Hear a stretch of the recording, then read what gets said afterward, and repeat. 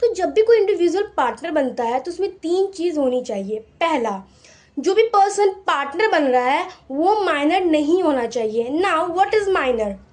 Minor का मतलब होता है कि जब भी कोई पर्सन 18 साल से कम की उम्र का होता है वो पार्टनर नहीं बन सकता है। 18 साल से जो भी ज़्यादा का होगा वही पार्टनर बनेगा। इसको मैं आपको कुछ केसेस के साथ बताती हूँ।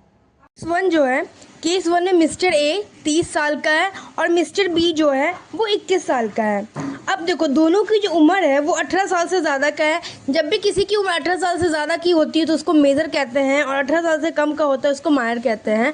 तो दोनों की उम्र 18 साल से ज़्यादा है तो दोनों पार्टनर बन सकते हैं। ठीक है, चुप पे आते हैं। तो मिस्टर ए 30 साल का है, मिस्टर बी 21 साल का है और मिस्टर सी 16 साल का है।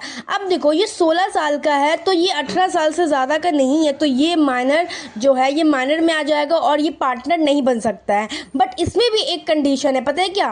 जब भी कोई पार्टनरशिप फॉर्म हो रही होती है, जैसे सपोज करो कि आज के डेट में कोई पार्टनरशिप बन रही है, तो उस टाइम जैसे आज अगर कोई पार्टनरशिप बन रही है तो आज की तारीख में ये जो बी सी है ये पार्टनर नहीं बन सकता है। बट ये एक और पार्टनरशिप बन गया ना, एक और पार्टनरशिप बन गया, उसके बाद 2-3 दिन बाद, 10 दिन बाद, 15 दिन बाद, 1 महीने बाद, 2 महीने बाद, 6 महीने बाद, कभी भी पार्टनरशिप अगर बन जाना चाहिए, उसके बाद मिस्टर सी आता है और वो ज्वाइन भले कर सकता है। मैंने क्या कहा, जिस वक्त पार्टनरशिप बन रही है उस वक्त कोई भी माइनर पार्टनर नहीं बन सकता है। बट एक बार अगर पार्टनरशिप बन गई तो बाद में आके कोई माइनर ज्वाइन भले कर सकता है, वो ज्वाइन जरूर कर सकता है। और जब भी वो ज्वाइन को, दो एग्जाम्पल समझती हूँ आपको।